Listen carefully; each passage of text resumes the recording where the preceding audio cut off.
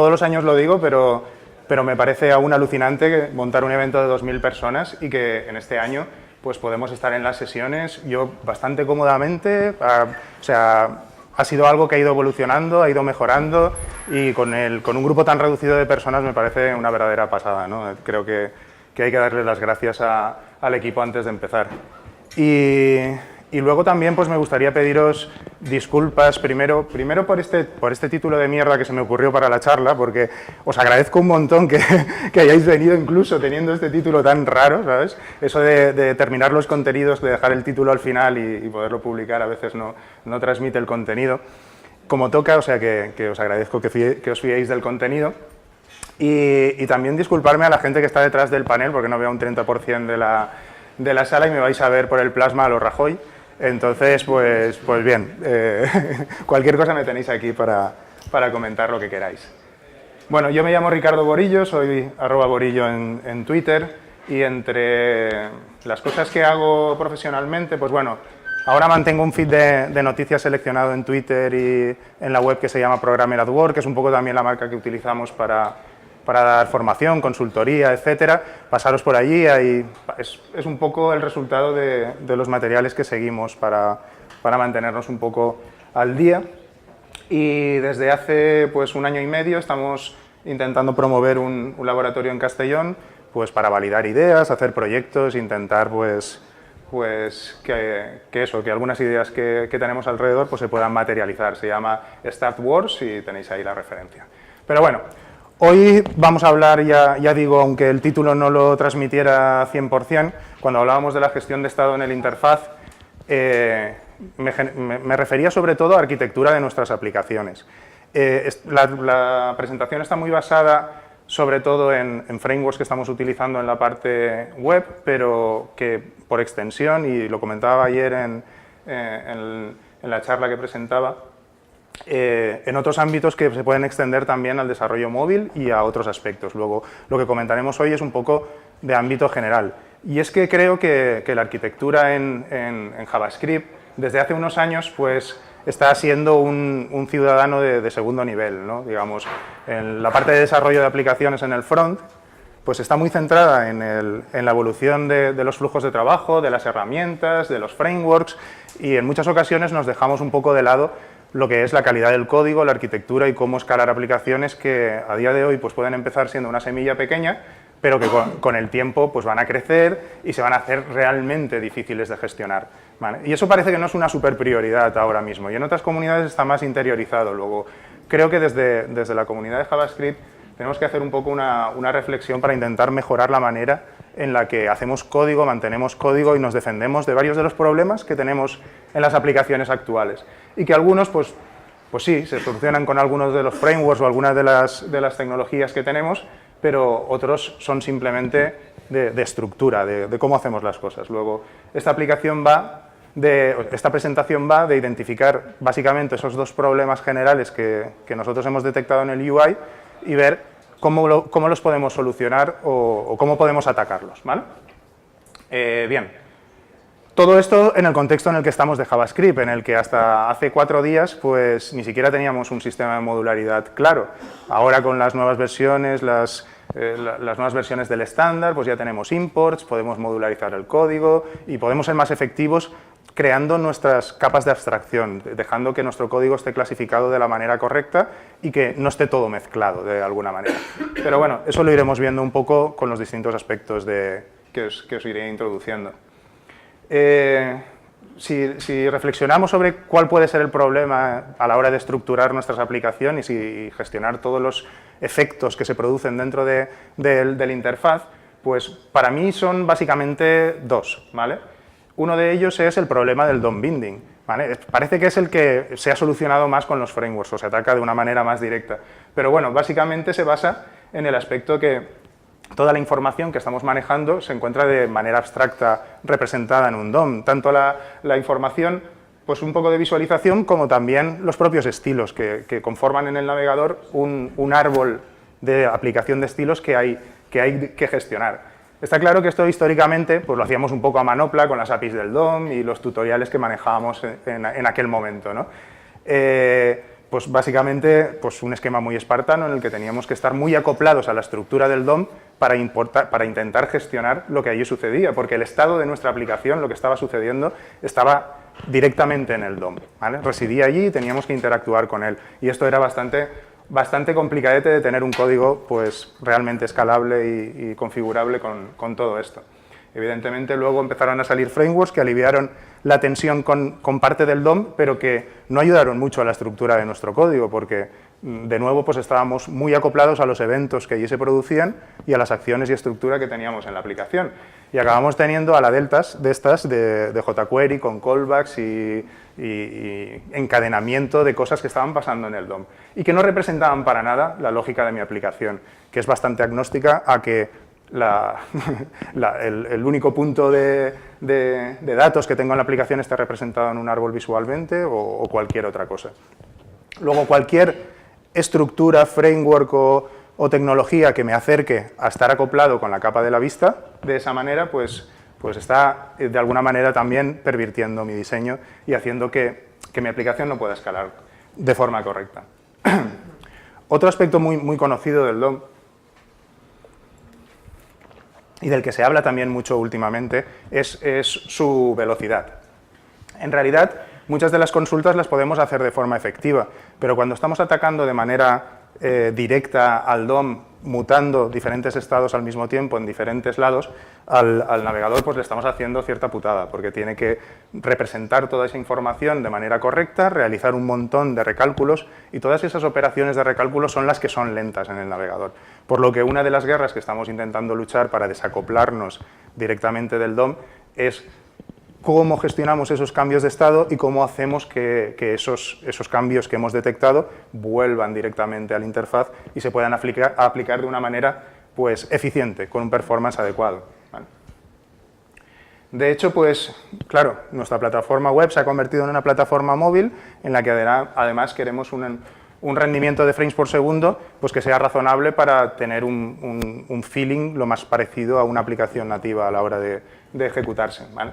Entonces, pues, tiempos que antes eran pues, bastante razonables, ahora hay que ajustarlos aún más y en el proceso pues, el navegador tiene que estar ejecutando todas esas operaciones, gestionando los estilos, revisando el layout, repintando, y lo que le estamos causando directamente con todos los cambios directos a la estructura del DOM son lo que se llama reflows.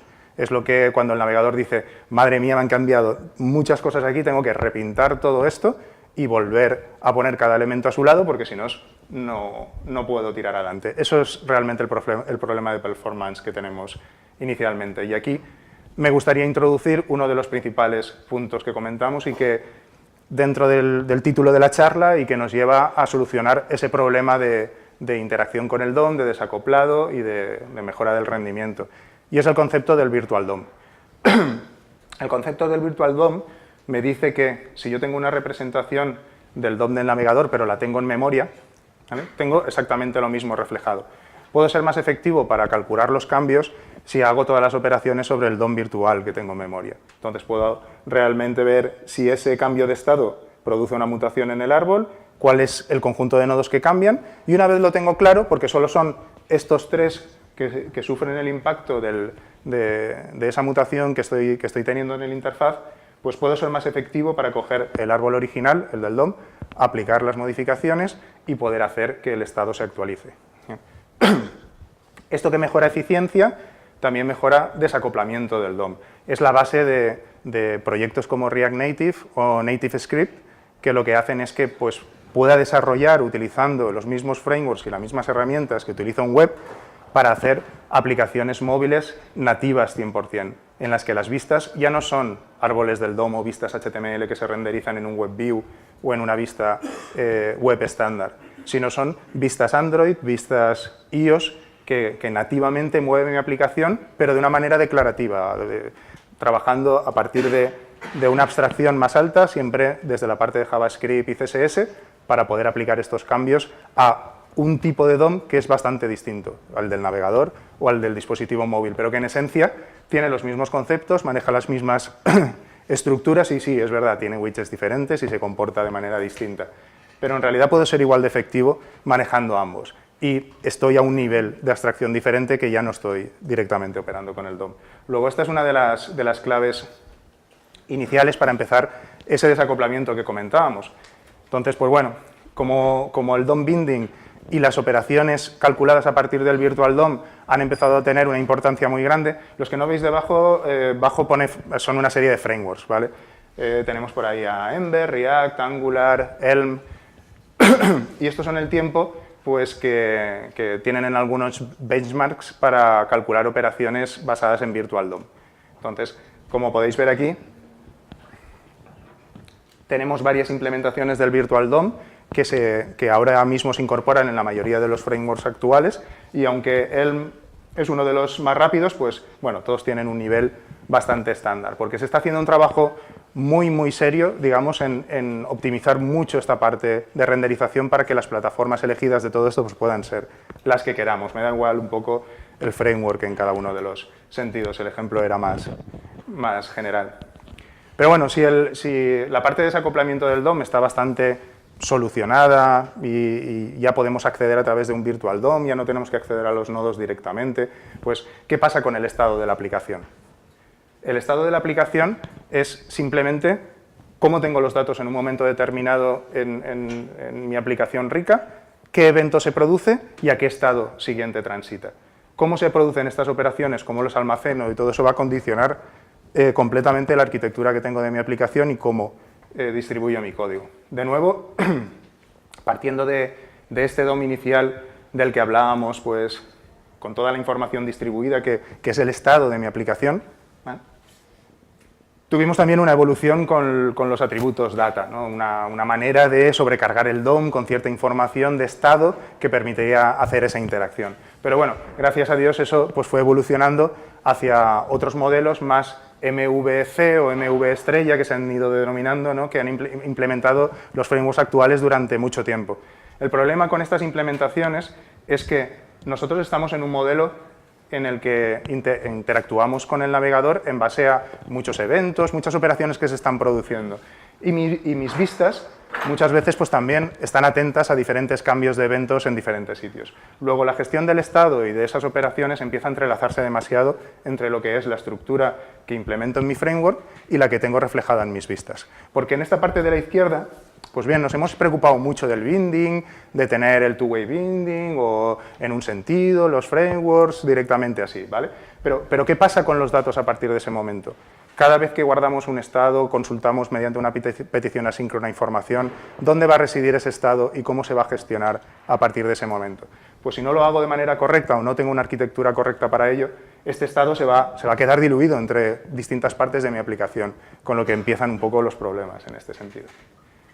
Pues bien, como comentábamos, gran parte de este problema del DOM pues lo han venido solucionando los frameworks y ahora pues no voy a entrar en una discusión de si vamos a elegir uno de ellos o es más adecuado React en un sentido o Angular. Nosotros tenemos un poco pues nuestra línea de trabajo y en la presentación voy a seguir una de ellas, una al azar, ¿sabes? Que es la de React, pero solo porque veáis un ejemplo claro dentro de la estructura del Virtual DOM de a lo que me refiero. Bueno, esto es totalmente extrapolable a Angular en todos los conceptos, ¿vale? Bien, en una aplicación React lo que tenemos inicialmente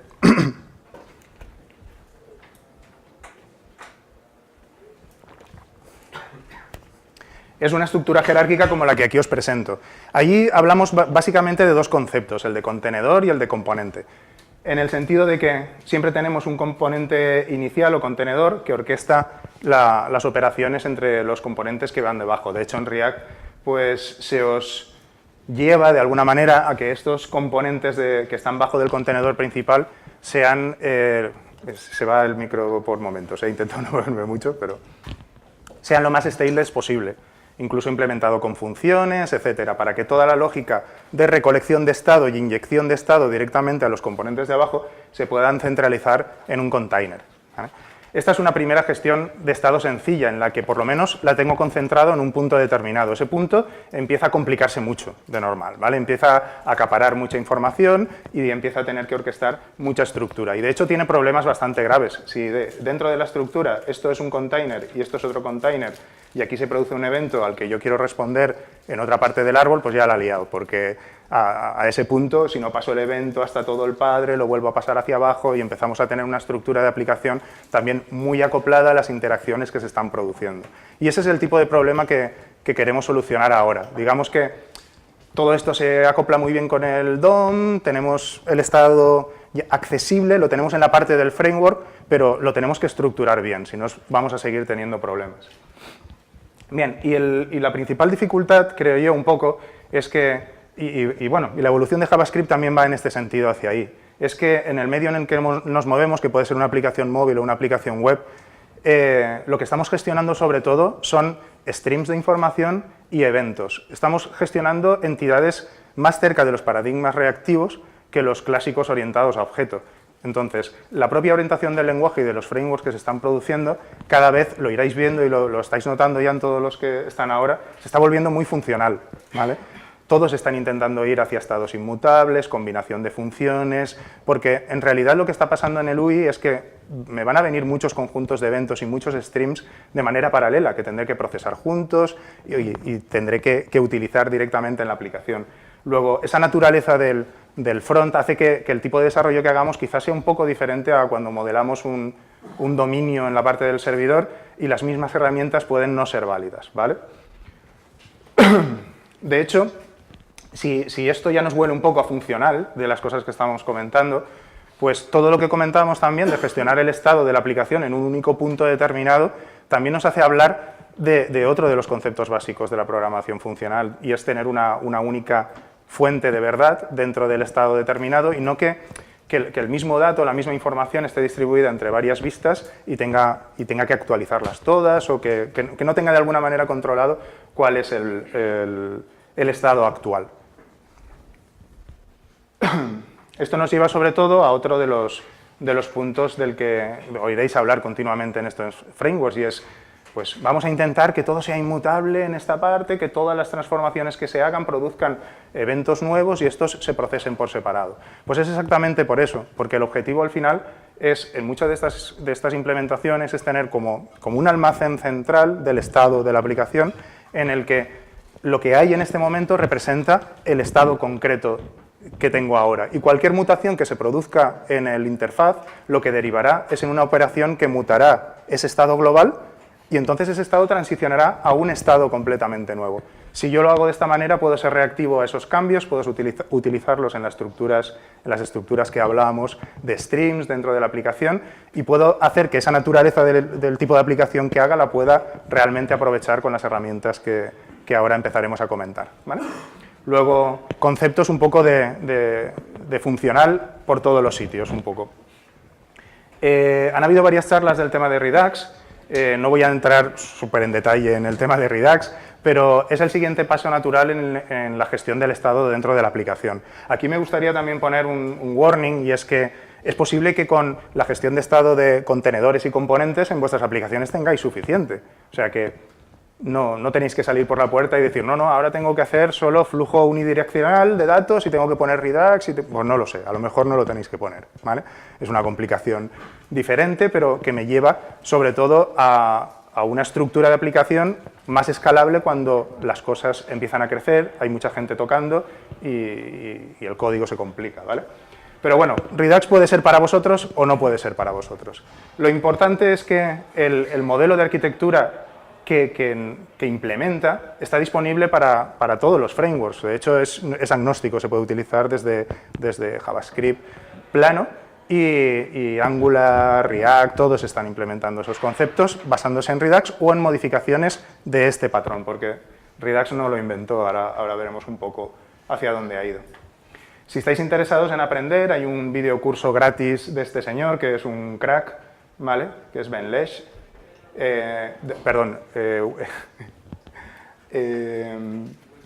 Wes Bos, es que esos nombres tan cortitos y tal. Ben Lesh es el de RX, que lo tengo después y he hecho el mix ahí. Bueno, es super crack, tiene un montón de materiales gratis y este curso está súper bien, os lo recomiendo, ¿vale? Pero bueno, allí lo que nos está contando de alguna manera es que en lugar de ir al modelo en el que teníamos el MVC en el que las vistas todos interactúan sobre todos los estados de la aplicación, pues bueno, aquí tengo mis vistas y si las vistas quieren realizar alguna mutación sobre ese estado global de la aplicación que comentábamos, quieren hacer algún cambio en un momento determinado, lo único que tienen que hacer es un dispatch de una acción. Y la acción es un comando. Es simplemente una estructura JSON que me dice el nombre del evento que se está produciendo y una serie de atributos en el payload. Si venís de background de orientación a objetos y conocéis el patrón comando, básicamente una action es un comando. Es una especificación de una acción de cambio. Aún no la he producido, porque yo no gestiono el estado, lo gestiona alguien centralizado por mí, pero sí que voy a ser declarativo con él y voy a especificar realmente lo que ha pasado. Entonces, si esa acción que es declarativa, otro aspecto funcional hacia el que van estas estructuras, se recoge y se procesa, puede acabar consolidada en el estado global de mi aplicación, que dentro de Redux se le llama store y al final solo es como un JSON muy grande que tiene todo el estado de mi aplicación y en el que se van introduciendo estos cambios a partir de unos pequeños componentes que se llaman reducers. Los reducers al final es pequeños bloques de código que saben reaccionar a ciertos tipos de comandos. Entonces, con esa estructura tan simple de yo no cambio directamente el estado de la aplicación, sino describo cómo va a ser el cambio, lo que hacemos es desacoplarnos del estado y las vistas empiezan a poder gestionarse de manera totalmente inmutable, solo en base a properties, y cuando quieren cambiar algo, emiten comando y se acabó. ¿Vale? Ok, pues sin entrar en más detalles de implementación, esta es la estructura básica de este tipo de arquitectura que estamos empezando a aplicar en la parte de frontend y que cada vez se está extendiendo más a todos los componentes y todos los frameworks. Luego, es bastante importante conocerla y conocer también sus ventajas, porque todas estas interacciones que comentábamos antes entre componentes y containers, pues ahora simplemente se resuelven con el dispatch de acciones. Dispatch, y esos cambios posteriormente se aplicarán al interfaz, como con el Virtual DOM, que es la estructura que nos abstrae del DOM que estábamos comentando. Entonces, pues bueno, es una parte importante para conseguir ese desacoplamiento que comentábamos.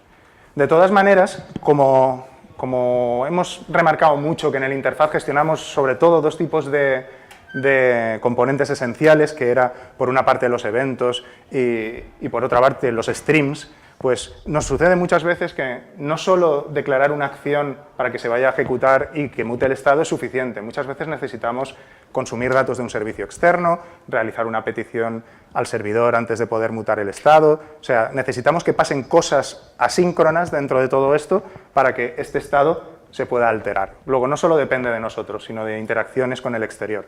En la estructura de Redux, lo que tenemos es, entre las acciones que se reciben y su incorporación al estado final, hay unos componentes que se llaman middlewares, que al final son trocitos de código que se pueden ejecutar antes de que las cosas pasen. Y ese es el punto en el que tenemos la capacidad de cargar datos del servidor, de enviar información, de alterar el estado hablando con servicios remotos. Entonces, si habéis entendido bien el flujo anterior que comentábamos de acciones, simplemente decir que antes de que se consolide el estado puedo meter mis peticiones Ajax o mis interacciones con el servidor, que sería un poco también el punto específico de hacerlo. Y no directamente en cada componente, cuando hago clic en un botón, que meto directamente ahí mi fetch, tal, con mi promesa, con todo el código dentro del componente visual de interacción con datos remotos. O sea, acoplamiento contra el DOM lo tenemos que intentar evitar, pero contra las fuentes de datos también. Es bastante sorprendente ver cómo equipos que en la parte de back utilizan lenguajes orientados a objetos, hacen refactoring, se preocupan por el diseño, saben lo que es un patrón repository, no acceden a la base de datos a lo loco desde todos los sitios, ¿vale? Ahí sí que se cuida y en front no lo saltamos, pero bueno, directamente desde los componentes accedemos al servidor, hacemos todo, ¿vale? No tenemos que acoplar directamente código de interacción con servicios externos con componentes visuales, evidentemente. Esta arquitectura nos ayuda sobre todo a separar todo eso, porque la interacción con el servidor no va a venir aquí, porque yo solo voy a modelar el cambio. Cuando en el middleware se reciba esa petición de cambio y eso conlleve una petición Ajax con sus promesas, sus WebSockets o lo que sea, se hará en un único sitio y será aquí, ¿vale? Y ya directamente no implementado en el middleware, ya que estáis y lo estáis haciendo bien, en el middleware os hacéis una llamadita a vuestro repository, que lo tenéis en un módulo diferente, porque es un patrón que podéis aplicar también en cliente, y entonces pues lo modeláis y tenéis el código ahí aislado. Si alguna vez queréis cambiar, alteráis el API, pues vais a un sitio, tocáis a un sitio y ya está. Pero ahora queréis cambiar cualquier cosa porque tenéis que pasar un nuevo token por las cabeceras y tenéis 100.000 peticiones Ajax repartidas por toda la aplicación y es imposible, ¿vale? Luego, ahí tenemos una vía de mejora bastante clara. En esos middlewares podemos hacer de todo, ¿vale? Yo he hablado de peticiones Ajax que ahora entraremos, pero por ejemplo uno de los middlewares más utilizados dentro de la parte de Redux es el logger. Simplemente para logar todas las acciones que están sucediendo. Aquí estoy viendo pues, todas las acciones que se van consolidando en el store, los payloads que se están recibiendo y cómo están las cosas. De hecho, hay una extensión para Chrome que me permite, aparte de visualizarlo, pues poder hacer, deshacer acciones, porque el tener un store funcional en el que solo aplicamos mutaciones y transitamos de estado, hace que podamos hacer control Z y ir hacia adelante. Podemos hacer time machine, podemos deshacer estados, podemos ir hacia adelante, porque cada vez, cada cambio produce un nuevo estado completo, ¿vale? Y si yo he guardado una referencia en no sé qué sitio y he alterado el estado global, pero no lo he mutado creando un estado nuevo, yo no puedo deshacer esa acción de una manera lógica, ¿vale? Entonces, estado más acción, nuevo estado. Con esa combinación siempre puedo deshacer y siempre tengo una trazabilidad de todo lo que ha pasado en el interfaz. Es un concepto bastante más potente. Esto seguramente sí que no lo veis de casualidad por allá, pero bueno, básicamente son algunas acciones, estos comandos que estábamos recibiendo, que son mutaciones de estado, que producen otras acciones que sí que son asíncronas y que se resuelven con la ejecución de una llamada remota o de la ejecución de una promesa en definitiva. Luego, hay una serie de middlewares disponibles para que podáis hacer interacción asíncrona con el servidor sin violar el modelo de unidireccionalidad que estamos comentando y de gestión de estado. Bueno, las opciones son muchas, ¿vale? Entonces, la más básica que implementó este señor, que es el creador de Redux y ahora contratado por Facebook, ¿vale? Dan Abramov. Implementó Redux, implementó React Redux, que es la integración de Redux con el framework, e implementó un montón de componentes que ahora están ahí. Pues bueno, uno de ellos es Redux Thunk, que simplemente es eso, es un middleware que cuando llega una acción te da la opción de poner ahí tu código asíncrono y entonces devolver datos. Luego ya puedo mutar el estado con datos que vienen del servidor. Muy sencillo, en realidad son muy pocas líneas de código. Pero si lo que queremos es algo un poquito más adaptado a la resolución de promesas de manera directa o resolución o asignación en esas acciones, tenemos una variación de ¿vale? Que es el Redux Promise Middleware, que es muy parecido. Además son bastante compatibles, podéis utilizarlos en función de cómo tengáis el código asíncrono en vuestra aplicación, os puede interesar uno u otro, ¿vale? Pero son súper parecidos y resuelven exactamente el mismo problema, y es hacer fetch al servidor y devolver datos de forma directa. Una aproximación un poquito más original no, bueno, más aprovechando las capacidades de ECMAScript 6 y posteriores para el trabajo con generadores, con generators, es Redux Saga. Redux Saga sigue una aproximación también similar a esta, pero para la generación de información de resultado utiliza generators. Entonces, la sintaxis es bastante más sencillita, es bastante más agradable. A mí la sintaxis de generators me gusta bastante. Pero bueno, estos, digamos, que gestionan streams convencionales, Ajax de petición de datos al servidor, si queréis decirlo así de una manera más plana, y tenemos una nueva implementación dentro de todo este escenario que lo que nos ayuda es a integrarnos con streams reactivos, con observables, ¿vale? Entonces, en realidad, voy a hablar un poquito más adelante del tema de RxJS, pero quedaros con el concepto de que en lugar de que cuando quiero hacer una interacción con el servidor, abro el código de la promesa y ejecuto los valores, tengo un sitio en la aplicación que declarativamente especifica qué es lo que va a pasar con los datos de un stream determinado y yo lo único que recibo es un stream que para mí es una colección sobre la que puedo iterar, consumir elementos sin saber muy bien cómo se ha definido o en qué momento va a acabar o cómo se están generando los datos dentro, si vienen de un WebSocket. Es una abstracción para mí. Lo único que me dice es que me van a venir datos en el tiempo de una manera determinada, con lo que le estamos dando también un poco la vuelta a los efectos colaterales. Lo que intentamos es que yo pueda consumir un stream de datos, pero me da igual si los datos vienen por WebSockets o no. Yo no tengo que cambiar nada de mi aplicación. Ahora no. Ahora cuando quiero consumir ese stream, tengo que hacer la petición al WebSocket explícita, de alguna manera, con lo que alterar ese comportamiento es muy complicado, porque lo estoy definiendo yo en el punto de consumo y no quiero eso, ¿vale? Esto es un poco la manera de darle la vuelta. Lo lidera Ben Lesh, que ahora sí que es el que quería comentar, y están basados en las APIs de RX, en este caso de RxJS.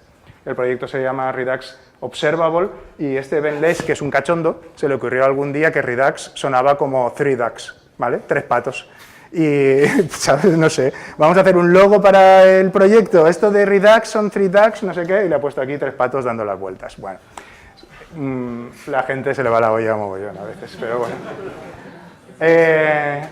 En cualquier caso, sobre todo os lo comento para que lo tengáis en cuenta, el paradigma que hay detrás, tal, pero no para que lo uséis directamente en los proyectos, ¿vale? Si vais a introducir Redux porque ya tenéis un nivel de complejidad un poco más alto al que hemos comentado y ya paga la pena, el siguiente paso sería abstraerme de las interacciones con el servidor y hacerlo con una de las APIs que comentamos ahí, sería más que suficiente, ¿vale? Pero bueno, que sepáis que el tema de observables está ahí.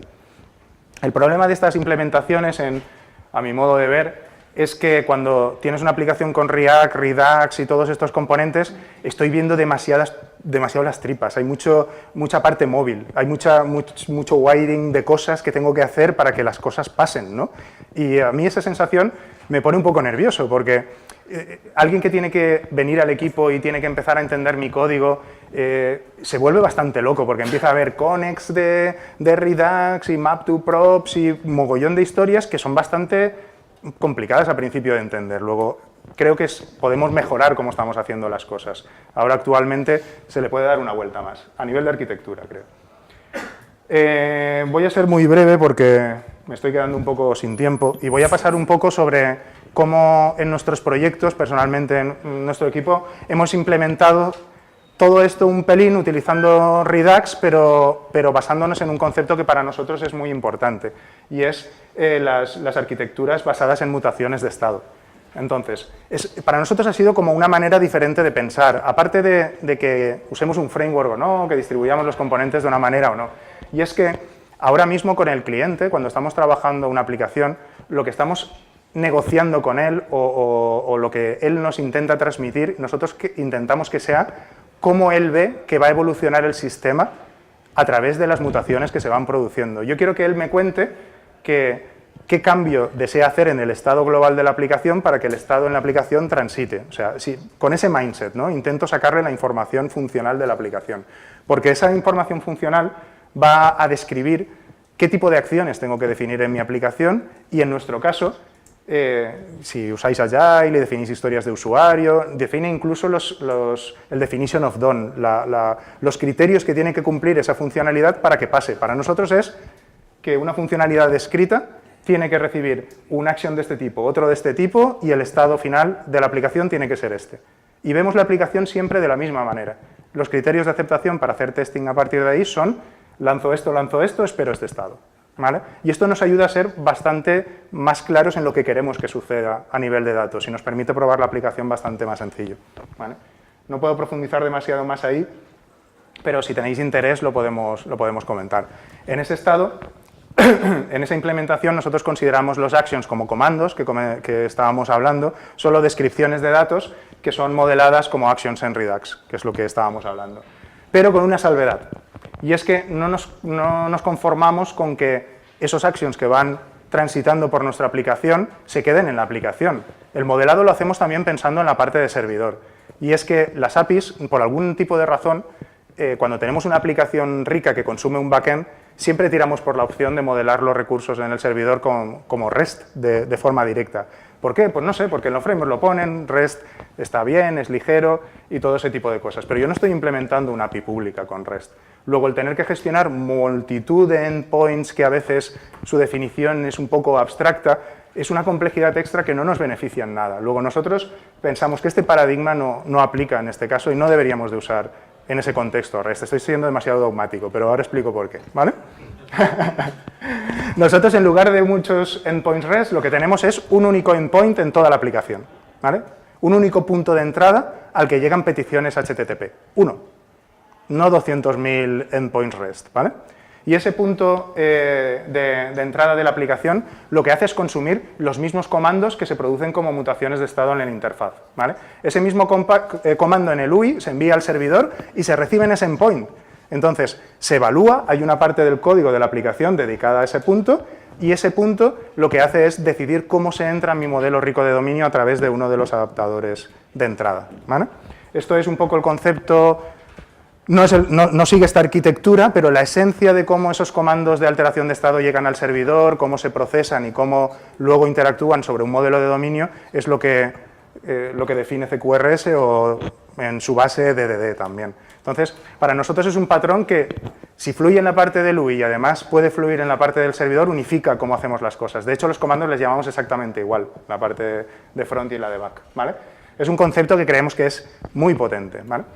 Si esos comandos, nosotros no lo necesitamos, pero si esos comandos los queréis generalizar y hacerlos súper potentes, pues en lugar de modelarlos con JSONs, con un nombre de comando y un payload, pues podéis probar GraphQL. ¿Vale? Me ha sorprendido también que no hubiera ninguna sesión en el CodeMotion de GraphQL, pero es un tema que está rompiendo un pelín la manera en la que interrogamos a la hora de conseguir datos a la capa del servidor.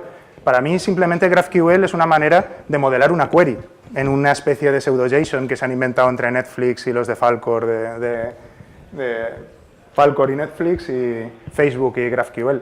Pero bueno, imaginaros que en lugar de enviar peticiones a muchos puntos REST, tuviera un lenguaje SQL para consultar datos de grafo, pues eso es GraphQL, ¿vale? De hecho, pues ahora tenemos que GitHub ofrece parte de su API disponible con GraphQL, con lo que hay una tendencia un poco a estandarizar cómo nos comunicamos con el servidor para consultar información o para transmitir estado. Para nosotros un comando es suficiente, porque seguramente no tenemos las mismas necesidades en ese punto, y esto es más complejidad. Pero que sepáis que el patrón que hay detrás, la idea que hay detrás y por qué se va hacia esa tecnología, ¿vale? Y GraphQL es single point, ¿vale? Single endpoint. Bueno, ahora sí que me estoy quedando bastante sin tiempo, pero bueno, la parte importante para nosotros es, en definitiva, reducir las partes móviles de la aplicación. No queremos ver todo ese wiring por todos los sitios, intentamos ver cómo poderlo camuflar mejor. De hecho, creemos que la tendencia en frameworks en la parte de UI está yendo un poco en esa línea. Y ahora, de nuevo, pongo otro warning, y es los frameworks que voy a nombrar y que os voy a enseñar son para que veáis cómo han implementado sus arquitecturas y no para que mañana los uséis, porque están bastante en fases iniciales, aunque ellos dicen que están production ready y tal, pero bueno, están cambiando mucho. Entonces, no los uséis, pero estudiad qué tipo de arquitectura implementan y por qué toman esas decisiones, porque luego el que los usa detrás, ¿vale?, no tiene que tomar decisiones del tipo, pues aquí haré actions y aquí tengo que conectar esto con esto. No, eso ya viene un poco definido en la estructura inicial y mi equipo puede ser bastante más productivo con eso. Pues bueno, todos estos frameworks toman ventaja de la definición de todos estos streams de una manera más reactiva, ¿vale? Yo me quedaría un poco con la esencia que os comentaba. En lugar de llamar a peticiones de datos, lo único que tengo es un tubo en el que en el otro extremo alguien de forma declarativa especificará qué es lo que tiene que suceder, pero yo lo veo como una colección. Puedo hacer map, filter, reduce, lo que quiera, que me da igual cómo se estén inyectando los datos. De hecho, esta definición me gusta mucho, y es, estos canales reactivos están basados en observables, y observable en realidad es solo una colección de elementos a lo largo del tiempo. Quiero decir, yo tendré ese canal abierto, y cuando se produzca algo, a mí me llegará algo. Pero me da igual cómo se está produciendo. ¿Viene por clics de la pantalla? ¿Viene por un WebSocket? ¿Viene por un...? No sé, alguien lo dirá en la aplicación, pero yo voy a reaccionar igual, porque me llegan los datos y tengo que hacer algo, ¿vale? Y esa es su potencia. Si no estáis muy introducidos a esta parte, esta charla me gusta especialmente de Ben Lesch, de Performance Without Compromise, que, aunque habla de rendimiento, lo que intenta, sobre todo, es introduciros a las motivaciones de por qué utilizar estos canales.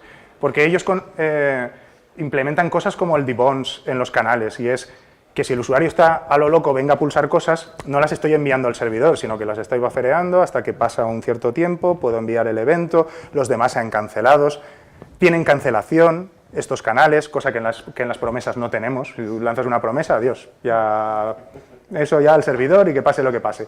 Pero en local podemos cancelar y podemos hacer cosas como zip entre dos streams, o sea, muchas cositas más avanzadas que quizá no necesito, ¿vale? Entonces, si no las necesito, borrad esta parte de vuestra memoria, pero si tenéis ese problema en realidad, echadle un vistazo porque mejorará sobre todo la calidad de vuestra arquitectura y va a quedar un código muchísimo más limpio y más declarativo. ¿Qué framework se basa sobre todo en los observables? Pues Cycle. Cycle se basa en el ciclo de generación de efectos colaterales y acciones que se producen en el DOM. Lo bueno que tiene también, aparte de la integración del Virtual DOM, es que implementa un poco toda la arquitectura básica que tenéis que utilizar. Vosotros no os encargáis del wiring. Las cosas pasan así. Vosotros definís los streams en un sitio, definís qué es lo que se tiene que hacer en otro y la arquitectura sigue este patrón de manera directa, ¿vale? Es muy fácil cómo se implementa y parece curioso porque el concepto parece complicado, pero en este curso que hay gratuito en Egghead, no sé, ¿cuántos conocéis esta web de Egghead? Muy bien, porque me parece la bomba, tío, los mejores de todo con contenidos gratis, impresionante. Pues bueno, el Andrés Alts, que ha implementado Cycle, tiene un curso de todo esto en el que os explica cómo implementarlo en JavaScript desde cero. O sea, solo tenéis RxJS, pues vamos a hacernos Cycle. Y empezáis a ver cómo se construye la arquitectura, cómo se construye el framework y qué decisiones ha tomado. A mí me parece brutal. Pero es que tiene otro también de RxJS en profundidad, que también es gratis. Pues bueno, si os gusta el tema, os lo podéis ver. Y otra de las opciones, un poquito con cambios de más calado que tenemos disponible, es la de Elm. Realmente Redux lo único que ha hecho es implementar el modelo de Elm, ¿vale? La arquitectura de paso de eventos es exactamente la misma, la tomaron de aquí. Pero bueno, Elm ha ido un pasito más allá y quiere ser más funcional. Entonces lo que tenéis es que su sintaxis está muy basada en Haskell y eso quiere decir que con un sistema de tipos mucho más potente, pues tenemos una serie de ventajas como un compilador muy predictivo, que nos da información muy impresionante de cosas que nos faltan en unas acciones que no están reflejadas en otra parte de la aplicación, ese tipo de razonamiento que en una aplicación JavaScript convencional no podemos hacer. Está en elaboración hace bastante tiempo y cada vez va teniendo un poquito más madurez, pero de nuevo lo que os diría es que os leyerais un documento que se llama The Elm Architecture, que describe un poco todo esto, pero no hace falta que tiréis vuestro código y os pongáis a usar Elm mañana, pero si la analizáis, en definitiva vais a ver que es el modelo de Redux. Tenemos las vistas, se producen acciones, las acciones mutan el estado y transforman cómo se está estructurando la información en la aplicación. Ellos le llaman Model View Update, que es esta parte de los reducers que tenemos en Redux. Luego, si habéis entendido un poco Redux, habéis ido a alguna charla de Redux hoy, el concepto de cómo afecta a vuestra arquitectura lo tenéis claro, luego todas estas implementaciones y arquitecturas de propuestas similares las vais a poder consumir sin ningún problema. Luego es bastante interesante. Bueno, para terminar, me voy haciendo un poquito de resumen. Hagamos una reflexión como comunidad que dedica esfuerzo a la creación de código en la parte de front, a adoptar patrones, a adoptar arquitectura, a separar las responsabilidades en la parte de la interfaz, los cambios que se producen de la parte más declarativa y de la interfaz, sobre todo, y veamos que en los medios donde gestionamos, como decía, eventos y streams, hay parte que nos aporta la programación funcional y algunos de los frameworks actuales que pueden enriquecer nuestra arquitectura y ayudarnos a hacer mejor código.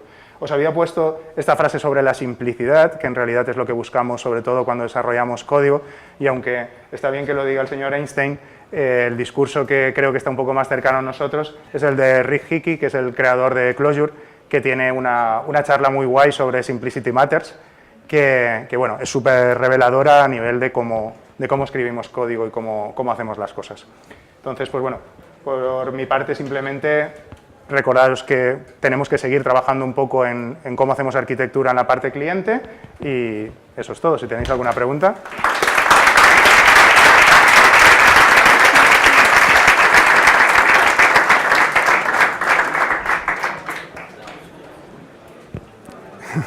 ¿Te ha gustado?